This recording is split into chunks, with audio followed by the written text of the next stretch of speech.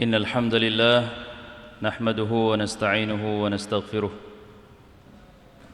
ونعوذ بالله من شرور أنفسنا ومن سيئات أعمالنا من يهده الله فلا مضل له ومن يضلل فلا هادي له أشهد أن لا إله إلا الله وحده لا شريك له وأشهد أن محمدًا عبده ورسوله لا نبي بعده اللهم صل وسلم وبارك وأنعم على نبينا محمد وعلى آله وأصحابه ومن تبعهم بإحسان إلى يوم الدين أما بعد. Jamaah kaum muslimin muslimat rahimani wa rahimakumullah. Yang pertama, marilah kita bersyukur kepada Allah Subhanahu wa taala atas limpahan nikmat dan karunia-Nya. Allah Subhanahu wa taala senantiasa memberikan kepada kita kekuatan, kesempatan, memberikan kepada kita iman dan Islam, di mana dengan iman dan Islam ini Allah Subhanahu wa taala memuliakan kita di antara manusia-manusia yang terlahir di muka bumi ini. Karena dengan iman ini juga Allah Subhanahu wa taala akan memasukkan hamba-hambanya ke dalam syurga. Dan ketahuilah bahwasanya syurga itu diharamkan bagi mereka orang-orang yang kufur kepada Allah Subhanahu wa taala. Oleh sebab itu, hendaklah di antara kita menjaga keimanan-keimanan yang ada di dalam dada-dada kita.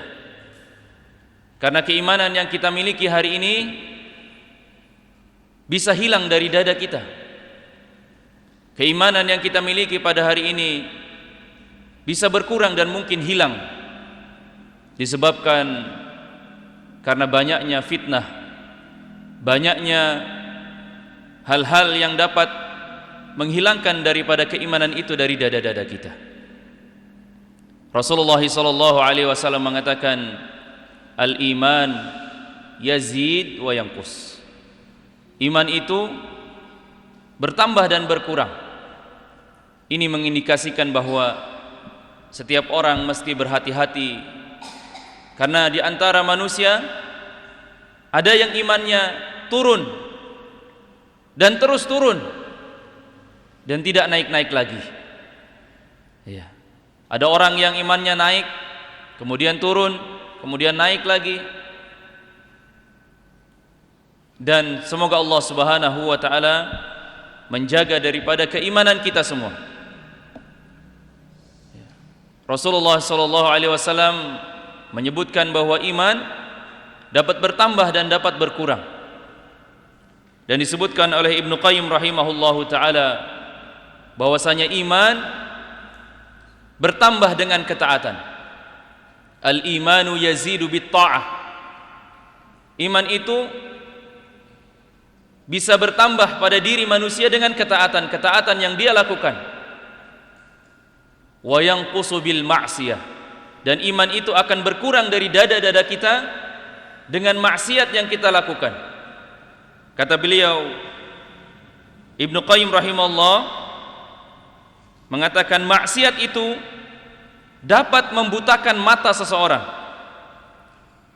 membutakan mata hati seseorang, dapat menghilangkan cahaya hati, menghalangi jalan masuknya ilmu, dan menghalangi datangnya hidayah. Jadi jamaah sekalian, jangan pernah meremehkan dari setiap pandangan mata kita yang menjurus kepada kemaksiatan. Jangan meremehkan daripada ucapan-ucapan yang keluar dari lisan kita yang bermaksiat kepada Allah Subhanahu wa taala. Jangan pernah meremehkan kemaksiatan yang masuk melalui pendengaran kita. Karena kemaksiatan yang kita kerjakan, yang mata kita kerjakan, yang lidah kita kerjakan, itu akan menghilangkan daripada keimanan yang ada dalam dada-dada kita. Dan ketahuilah jemaah sekalian, bahwasanya ketaatan yang kita lakukan di dunia ini akan menambah daripada keimanan yang kita kerjakan. Rasulullah sallallahu alaihi wasallam bersabda, mewasiatkan kepada umatnya bahwasanya ada 7 amalan, sab'un yajri li'abdi ajruhunna, bahwasanya Rasulullah sallallahu alaihi wasallam mewasiatkan kepada kita ada 7 amalan, amal ibadah yang dikerjakan oleh seorang hamba yang pahalanya akan senantiasa mengalir kepada seorang hamba tersebut, wa huwa fi qabrihi, meskipun orang tersebut sudah meninggal dunia, sudah berada di dalam liang lahat. Jadi ingat baik-baik ini 7 amalan ini, kita amalkan sejak kita masih hidup, dan semoga pahalanya itu akan tetap mengalir, dan ini menjadi tambahan sebagai penguat daripada keimanan-keimanan kita. Kata Rasulullah, man alima ilman au kahra nahran au hafara bi'ran au gharasha nahlan au bana masjidan au waratha mushafan au taraka waladan yastaghfiru lahu ba'da mautihi. Ada 7 amalan yang pahalanya terus mengalir kepada seorang hamba walaupun seorang hamba ini sudah meninggal dunia. 7 amalan itu, yang pertama adalah orang yang mengajarkan ilmu, di mana ilmu itu diamalkan oleh orang sesudahnya.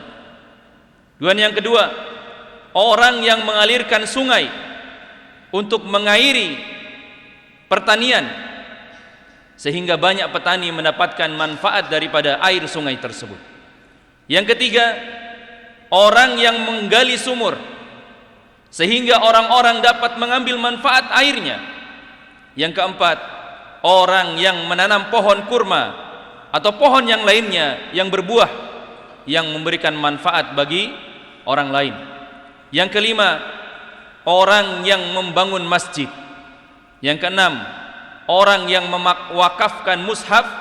Dan yang ketujuh, orang yang meninggalkan anak, di mana anak ini senantiasa memohonkan ampun kepada Allah Subhanahu wa ta'ala. Dan pada malam hari ini kita akan membahas di antara 7 amalan ini, yaitu mengenai keutamaan atau anjuran membangun masjid-masjid di tempat-tempat yang membutuhkan. Ya, semoga setelah kita mendengar materi ini kita tergugah untuk membangun masjid. Ya, insyaallah. Kita tidak tahu jamaah sekalian. Ya. Dan kita akan mengetahui bagaimana penjelasan para ulama, bagaimana keterangan dari hadis-hadis Nabi sallallahu alaihi wasallam tentang anjuran, keutamaan dan pahala yang sangat besar yang dapat diraih oleh seorang hamba bagi mereka orang-orang yang membangun masjid. Maka jemaah sekalian, kita akan mengawali dari pengertian apa itu masjid. Ya. Karena kalau di Indonesia ini banyak sekali istilah-istilah. Ada yang namanya masjid, adanya masjid jami, adanya masjid raya, adanya musola, adanya langgar, banyak nama-namanya. Ya. Dan kita harus mengetahui dari setiap makna penyebutan kata-kata tersebut.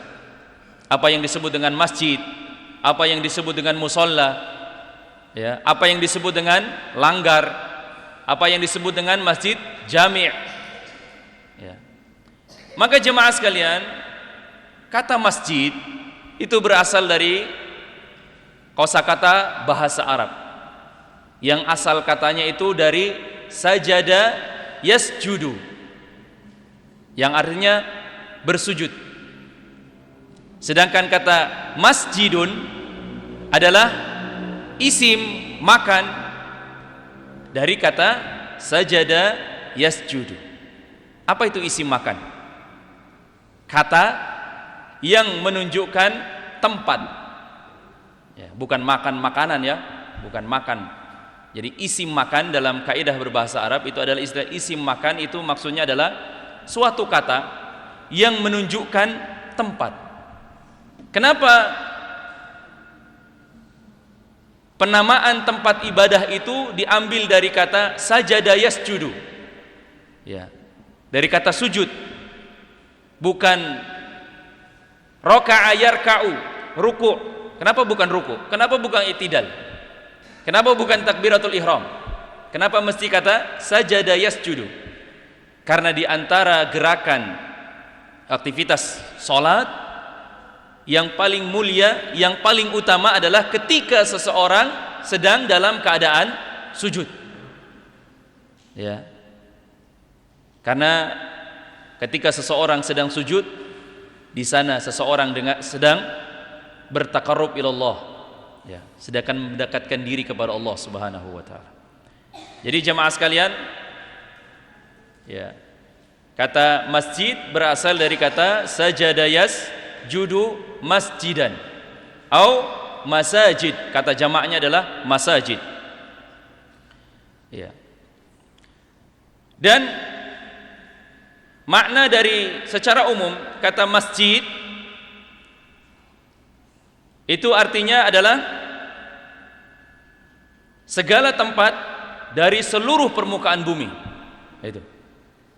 Dasarnya adalah sabda Nabi SAW dalam riwayat Bukhari dan Muslim. Rasulullah mengatakan, ju'ilat liyal ardu masjidan wa tahura. Seluruh permukaan bumi dijadikan untukku, kata Nabi, sebagai tempat salat dan alat bersuci. Nah, makanya kata masjidun atau sajada yasjudu masjidun itu adalah diartikan seluruh permukaan bumi yang digunakan untuk sholat. Makanya secara umum permukaan di mana saja muka bumi ini boleh dilakukan untuk melaksanakan sholat. Nah, itu. Adapun menurut pengertian para fuqaha ahli fikih, masjid adalah tempat dari bumi yang bebas dari kepemilikan pribadi, ya, yang digunakan oleh seseorang untuk melakukan ibadah dan sholat. Itu definisi masjid. Ya. Maka jemaah sekalian, masjid bisa diartikan sebagai tempat yang digunakan oleh kaum muslimin untuk beribadah, untuk membaca Al-Quran, untuk sholat, untuk berzikir, dan untuk mengajarkan ilmu agama. Ya, ini dia. Jadi masjid fungsinya adalah secara umum digunakan untuk beribadah kepada Allah Subhanahu wa taala, yang terkhususnya adalah mendirikan ibadah salat. Dan juga dijadikan untuk tempat mengajarkan ilmu agama. Bahkan para ulama menyebutkan bahwa masjid adalah madrasatul ula, sekolah pertama, ya, yang ada di dalam peradaban Islam. Sebelum ada SD, SMP, universitas, maka Islam sudah, ya, memiliki satu kurikulum, ya, di dalam satu bangunan yang disebut dengan masjid. Karena pada zaman Rasulullah SAW itu masjid digunakan untuk, ya, belajar Al-Quran, belajar agama. Rasulullah SAW mengajarkan agama ini, ya, kepada para sahabatnya, ya, di dalam masjid. Ya. Rasulullah SAW bersabda di dalam hadis Abu Hurairah radhiyallahu an, beliau bersabda, ahabbul biladi ilallahi masajiduha wa abghadul biladi ilallahi aswaquha. Tempat yang paling dicintai oleh Allah di permukaan bumi ini adalah masjid, masjid-masjidnya. Dan tempat yang paling dibenci oleh Allah Subhanahu wa taala adalah pasar-pasarnya. Ya, kenapa demikian? Nah, ini yang dikatakan oleh Rasulullah SAW. Ya, karena masjid adalah digunakan untuk beribadah kepada Allah Subhanahu wa taala. Ya, itu secara umum. Sedangkan pasar, ya, digunakan oleh manusia untuk banyak hal, dan kebanyakan di pasar banyak terjadi yang namanya kemaksiatan, penipuan, pengurangan timbangan, ya, saling mengeraskan suara, saling melakukan transaksi ribawi misalnya. Nah, itulah sebabnya Allah Subhanahu wa taala membenci daripada pasar. Bukan berarti kita tidak boleh masuk pasar, ya. Ketika seseorang mengetahui daripada adab-adabnya, mengetahui daripada ya ilmu seseorang masuk di dalam pasar, maka insya Allah akan terhindar daripada keburukan-keburukan yang ada di dalam pasar. Jemaah sekalian, masjid adalah bangunan yang dibangun untuk ditegakkan padanya salat berjamaah dan statusnya harus wakaf. Ini, ya. Jadi masjid dibangun dalam status wakaf. Ini merupakan pendapat jumhur ulama dan tidak ada perbedaan pendapat di kalangan para ulama. Ya. Sebagaimana firman Allah Subhanahu wa taala, wa annal masajida lillah. Sesungguhnya masjid-masjid itu dibangun adalah milik Allah Subhanahu wa taala. Tidak boleh milik perorangan. Ya. Makanya para ulama mencela bagi orang-orang yang membangun masjid demi kepentingan pribadi. Jadi jemaah sekalian, masjid adalah bangunan yang digunakan untuk beribadah, melakukan salat berjamaah, dan statusnya harus wakaf. Baik wakaf secara lisan ataupun sesuatu yang dianggap legal di suatu tempat. Ya, misalnya ada seseorang yang membangun masjid, kemudian dia mewakafkan secara lisan, ya, tidak tertulis, maka ini sudah dianggap sah ketika sudah diketahui oleh orang banyak. Atau mungkin dengan cara yang lain, seperti di negara kita misalnya dengan mengajukan penyerahan wakaf yang ditandatangani oleh seorang akta notaris, ya, seorang notaris. Ya, itu dilindungi oleh hukum. Maka jemaah sekalian, di antara syarat sebuah tempat itu disebut dengan masjid, yang pertama adalah harus wakaf. Itu yang pertama. Dalilnya adalah tadi Quran surat Al-Jin, ya. Allah mengatakan wa annal masajida lillah. Ya.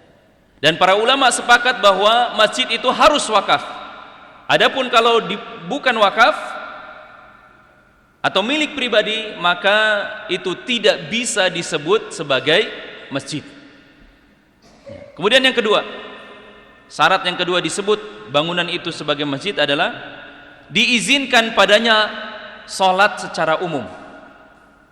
Ya, diizinkan kepada siapa saja salat. Bukan hanya satu kompleks saja yang boleh sholat di situ. Tidak hanya satu golongan saja yang sholat di situ, tapi siapa saja boleh sholat di situ, selama dia orang Islam. Ya. Bukan masjid kelompok, suku, etnis. Ya. Etnis A misalnya masjidnya di sini, ya, suku lain tidak boleh datang di masjid ini. Ya, itu tidak boleh. Ya. Jadi syarat yang kedua adalah diizinkan padanya sholat secara umum. Semua orang boleh masuk melaksanakan sholat di situ. Artinya tidak dilarang untuk sholat bagi siapa saja. Adapun kalau misalnya hanya khusus untuk orang-orang tertentu, sedangkan yang lain tidak boleh, maka itu tidak disebut dengan masjid. Kemudian yang ketiga adalah disediakan untuk menegakkan sholat 5 waktu secara terus menerus. Ya.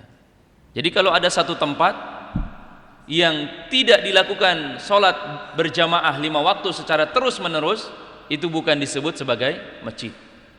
Misalnya ada di suatu kantor misalnya, ada tempat yang digunakan untuk sholat, karena mungkin tempat masjidnya jauh, ya, digunakan untuk, ada satu tempat yang digunakan untuk sholat di situ.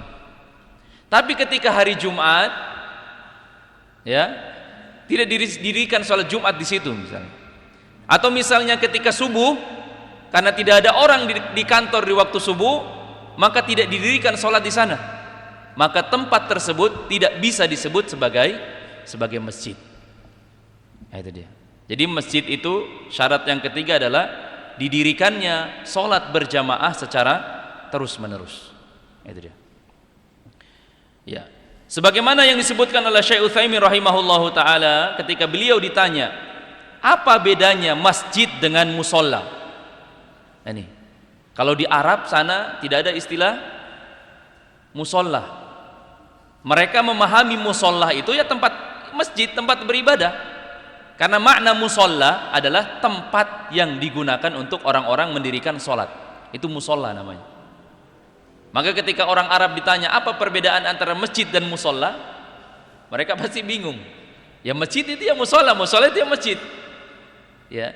Tapi ketika beliau dijelaskan tentang persepsi orang-orang yang ada di Indonesia mengenai masjid dan musola, maka kata beliau, ya, beliau berkata menjawab pertanyaan ini bahwa secara umum, kata beliau, semua bumi ini dijadikan masjid atau tempat yang digunakan untuk bersujud. Sebagaimana sabda Nabi SAW, "Ju'ilat liyal ardu masjidan wa tahura."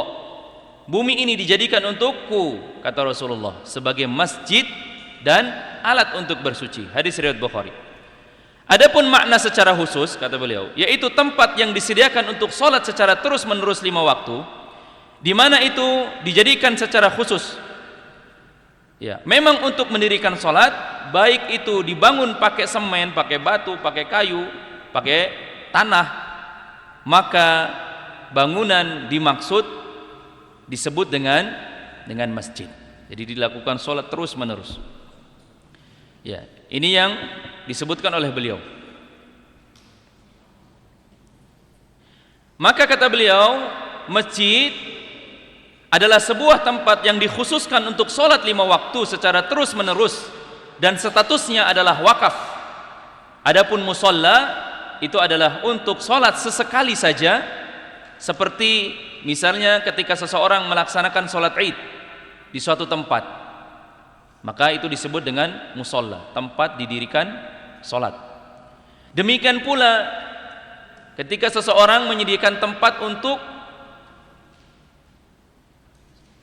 secara khusus untuk sholat jenazah, ya, misalnya ada tempat yang memang dibangun untuk ya sholat jenazah, maka disebut dengan musola. Jadi secara umum jamaah sekalian, masjid adalah tempat yang digunakan untuk mendirikan sholat 5 waktu secara terus menerus, ya, sedangkan musola adalah tempat yang digunakan untuk melakukan sholat 5 waktu yang dilakukan secara sesekali saja. Maka jemaah sekalian, di dalam kitab Targhib wa Tarhib yang akan kita bahas ini menyebutkan tentang bagaimana keutamaan orang-orang yang membangun masjid ini. Setelah kita mengetahui definisi apa itu masjid, maka kita akan memahami bagaimana besarnya pahala yang diberikan oleh Allah Subhanahu wa taala kepada mereka orang-orang yang membangun masjid. Kata Rasulullah sallallahu alaihi wasallam dari Jabir radhiyallahu an, Rasulullah sallallahu alaihi wasallam bersabda, "Man bana masjidan lillah kamahfasin qatarin aw asghara banallahu lahu baitan fil jannah." Barang siapa yang membangun masjid karena Allah, walaupun hanya selubang tempat burung bertelur atau lebih kecil daripada itu, maka Allah akan membangunkan baginya rumah di surga. Hadis ini juga disebutkan oleh dari Jarur Utsman bin Affan radhiyallahu an, bahwa dia berkata pada saat orang-orang berkomentar kepadanya manakala dia akan membangun masjid, yaitu membangun masjid Nabawi, melakukan perluasan. Kata Umar bin Khattab, "Innakum aktsartum wa inni sami'tu Rasulullah sallallahu alaihi wasallam yaqul man bana masjidan yambaghi bihi wajha Allah, banallahu lahu baitan fil jannah. Kata Utsman bin Affan yang mengomentari beliau ketika akan melakukan perluasan Masjid Nabawi, ya, kata Utsman bin Affan mengatakan, sungguh kalian telah banyak berbicara, ya, dan sesungguhnya aku telah mendengar Nabi SAW bersabda, barang siapa membangun masjid untuk mencari wajah Allah, niscaya Allah akan membangunkan rumah untuknya di surga. Dalam riwayat yang lain disebutkan, banallahu lahu mithla fil jannah, Allah akan membangun untuknya seperti yang dibangun di dunia, yaitu rumah di surga. Jadi ketika seseorang membangun masjid, maka Allah juga akan membangun yang semisal rumah di surga. Kemudian hadis yang lain disebutkan dari Abu Dzar radhiyallahu anhu. Dia berkata, Rasulullah sallallahu alaihi wasallam bersabda, man bana lillahi masjidan qadra mafhasi qatatin banallahu lahu baitan fil jannah. Barang siapa membangun masjid karena Allah, meskipun hanya sebesar sarang burung belibis, maka Allah akan membangunkan untuknya sebuah rumah di surga. Ya, hadis ini banyak jemaah sekalian, ya. Seperti yang diriwayatkan oleh Umar bin Khattab, diriwayatkan oleh Jabir radhiyallahu an. Ya. Kata Rasulullah SAW bersabda, barang siapa yang mengalirkan sumur yang tidaklah sesuatu yang haus mengambil air darinya, baik dari kalangan jin maupun manusia maupun burung-burung yang meminum darinya, melainkan pasti Allah akan memberinya pada hari kiamat pahala yang besar. Dan barang siapa yang membangun suatu masjid sekalipun seperti sarang burung belibis atau lebih kecil daripada itu, maka Allah akan membangunkan untuknya sebuah rumah di surga. Ya. Ya. Jadi makna mafhasu qathah adalah lubang yang dipakai oleh burung yang digunakan untuk bertelur, ya, sarang burung yang kecil itu jamaah sekalian. Ya, sarang burung yang kecil, atau disebutkan secara khusus di sini adalah sarang burung belibis. Sarang burung belibis itu kecil jamaah sekalian. Jadi bayangkan, itu adalah bentuk permisalan yang disebutkan oleh Rasulullah SAW, sebagaimana yang disebutkan oleh Imam At-Tirmidzi, Imam Ibnu Hajar di dalam Fathul Bari. Kata beliau, maksud dari barang siapa yang membangun masjid sebesar sarang burung, ya, di sini digunakan kalimat, kata beliau, kalimat yang menunjukkan makna keumuman, sehingga maksud hadis ini adalah siapa saja yang membangun masjid besar maupun kecil, ya, sebagaimana hadis yang diriwayatkan oleh Anas bin Malik, maka Allah akan memberikan balasan yang besar kepadanya dengan membangun sebuah rumah di surga. Ya. Sebagian ulama menyebutkan, menafsirkan di dalam hadis tersebut secara tekstual, maksudnya siapa yang membangun masjid dengan menambah bagian kecil yang mungkin kurang dari masjid, apakah mungkin keramiknya, apakah mungkin dindingnya, apakah mungkin tempat wudhunya, kecil, ya, tapi Allah akan memberikan balasan yang besar. Ya, jadi itu makna secara umum. Ya. Maka penjelasan Ibnu Hajar Al-Asqalani menunjukkan bahwa jika ada seseorang yang mengumpulkan atau melakukan iuran untuk membangun masjid misalnya, dan setiap orang itu hanya kebagian memberikan sumbangan masing-masing yang berharga misalnya sebesar sarang burung, maka itu sudah cukup mendapatkan pahala yang besar di sisi Allah Subhanahu wa taala. Nah, jadi kalau ada pembangunan masjid meskipun hanya menyumbang satu sak semen, itu sudah disebut kategori orang-orang yang membangun masjid. Karena kalau disebut mafhasit thair, sarang burung itu kecil sekali jemaah sekalian. Ya. Ya, kalau sarang burung belibis itu kalau di kampung-kampung ya tidak ada harganya. Siapa yang mau beli sarang burung belibis? Kalau sarang burung walet, nah itu ada harganya, mahal. Ya. Tapi kalau sarang burung belibis siapa yang mau beli? Ya, artinya apa? Sekecil apapun yang dilakukan oleh seseorang dalam ikhtiarnya membangun masjid akan Allah balas dengan pahala yang besar.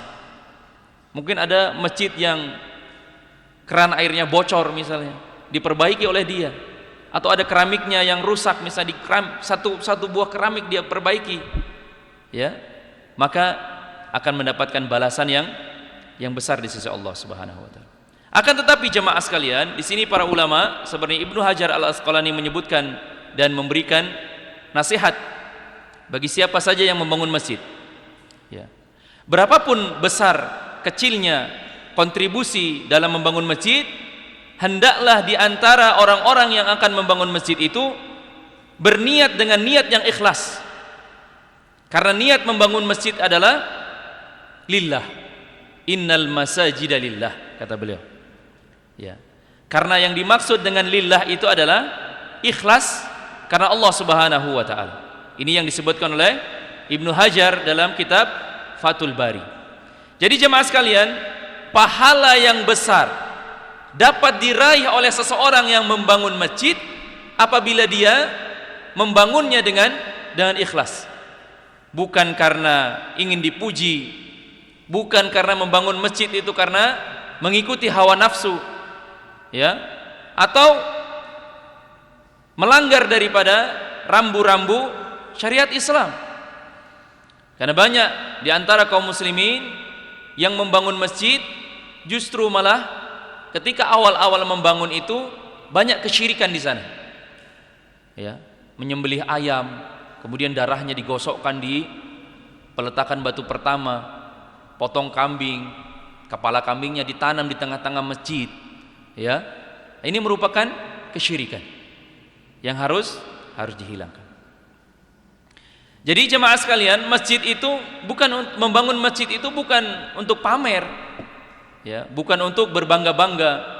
Karena ini sangat dicela oleh Rasulullah SAW. Seperti yang diriwayatkan oleh Aisyah radhiyallahu anha di dalam hadis Nabi SAW, bahwa beliau bersabda, "Man bana masjidan la yuridu bihi riya'an wala sum'atan, banallahu lahu baitan fil jannah."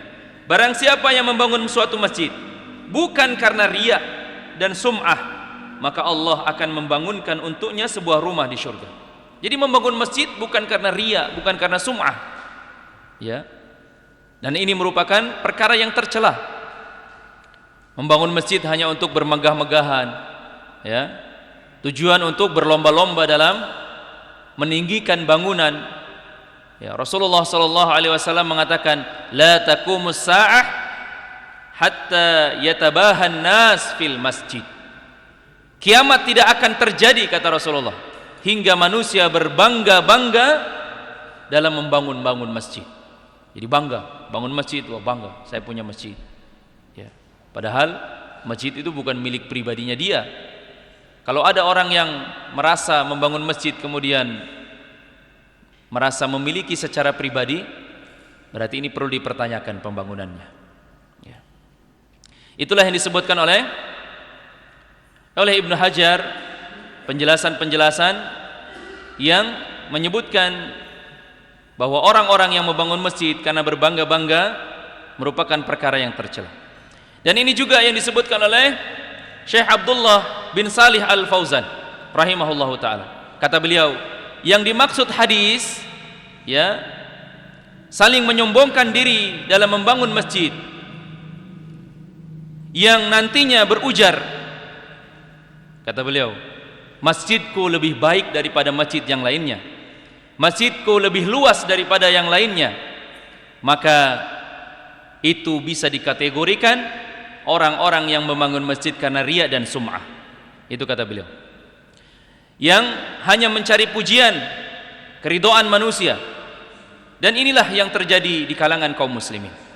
Ya, ini kata Syekh Al-Fauzan. Dan itu merupakan tanda-tanda kiamat yang sudah dekat, kata beliau. Menganggap masjidnya yang paling paling bagus, yang paling sunnah misalnya. Masjid yang lain tidak sunnah, hanya masjidnya dia saja yang sunnah, ya. Dan ada hal-hal yang misalnya kesombongan, sum'ah dan lain sebagainya, ya, sehingga dia tidak mau sholat kalau bukan di masjidnya dia misalnya. Maka ini merupakan perkara yang dicela oleh Rasulullah SAW, karena sudah lari daripada tujuan membangun masjid. Ya, Allah sudah mengatakan innal masajida lillah. Masjid itu adalah milik Allah. Dan barang siapa yang membangun masjid karena mengharapkan daripada keridhaan Allah Subhanahu wa taala, maka Allah akan membangunkan baginya rumah di surga. Dan hadis ini jemaah sekalian adalah hadis yang sangat agung, yang menunjukkan betapa besarnya keutamaan dan ganjaran pahala bagi orang-orang yang membangun masjid. Ya. Keikhlasan yang dia lakukan di dunia berbuah istana yang ada di dalam surga. Dan jemaah sekalian, keutamaan membangun masjid ini juga termasuk di dalamnya sebagaimana firman Allah Subhanahu wa taala, "Ma kana lil musyrikina ay ya'maru masajidallah syahidina ala anfusihim bil kufr. Ulaika habitat a'maluhum wa finnari hum khalidun." Tidak pantas, tidak layak orang-orang musyrik itu memakmurkan masjid-masjid Allah sedangkan mereka mengakui bahwa mereka sudah kafir. Itulah orang-orang yang sia-sia pekerjaannya dan mereka kekal di dalam neraka.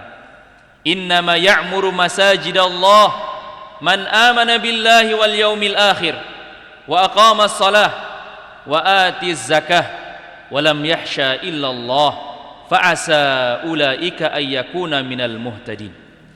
Hanyalah yang memakmurkan masjid-masjid Allah ialah orang-orang yang beriman kepada Allah dan hari kemudian, serta tetap mendirikan salat, menunaikan zakat dan tidak takut kepada siapapun kecuali kepada Allah. Maka merekalah yang termasuk di antara golongan orang-orang yang selalu mendapat petunjuk. Quran surah At-Taubah ayat ke-18. Maka kata Ibnul Jauzi rahimahullahu taala, yang dimaksud dengan memakmurkan masjid di sini di dalam ayat ini kata beliau adalah selalu mendatangi masjid, berdiam diri di dalam masjid, melakukan ibadah kepada Allah Subhanahu wa taala. Itu yang pertama. Yang kedua adalah di antara memakmurkan masjid adalah dengan membangun masjid dan memperbaikinya. Nah, ini di antara makna dari memakmurkan masjid. Maka jemaah sekalian, dari beberapa hadis yang telah kami uraikan dan beberapa ayat-ayat dari Al-Quran, kita dapat mengambil suatu hikmah, suatu faedah. Yang pertama, keutamaan dalam hadis ini diperuntukkan bagi orang-orang yang membangun masjid dengan niat yang ikhlas.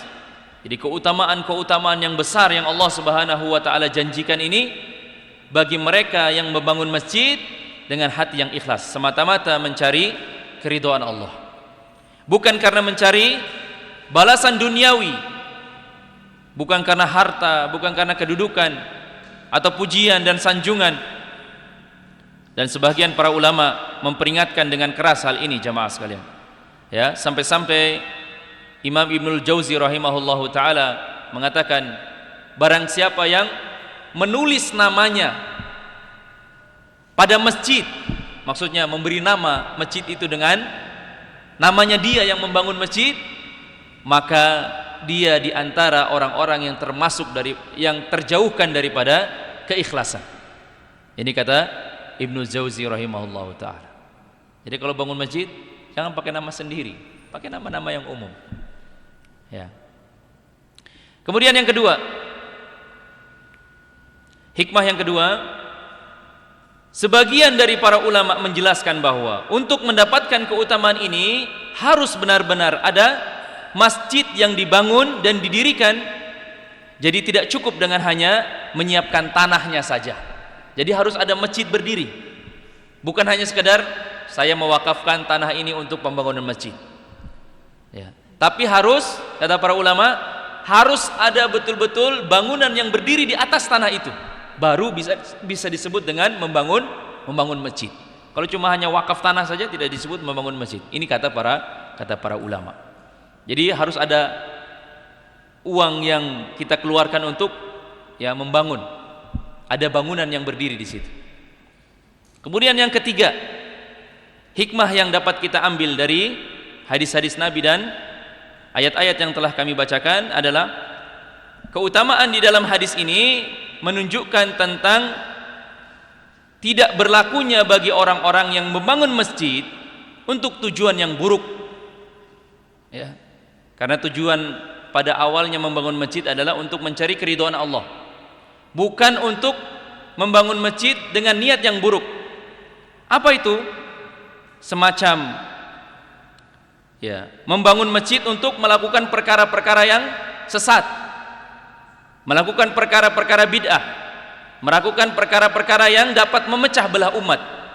Sebagaimana firman Allah Subhanahu wa taala, "Walladzina ittakhadhu masjidan diraran wa kufran wa tafriqan bainal mu'minin wa irsadan liman haraballahu wa rasuluhu min qablu wa la yahlifanna in aradna illa al-husna wallahu yashhadu innahum lakadzibun."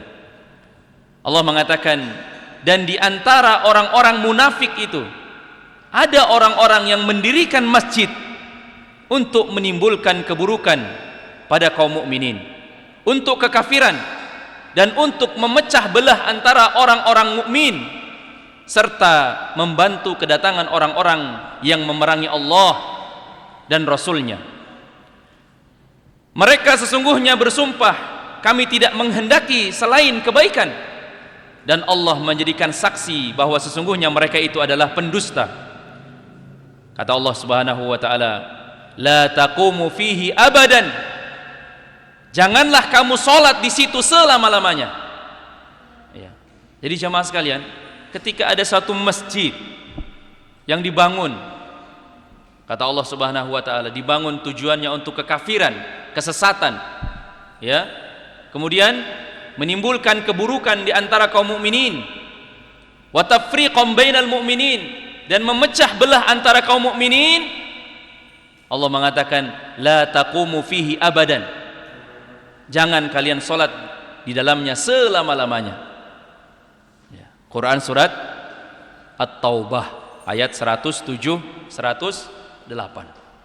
Makanya hati-hati jamaah sekalian, ketika kita membangun masjid harus memiliki perhitungan,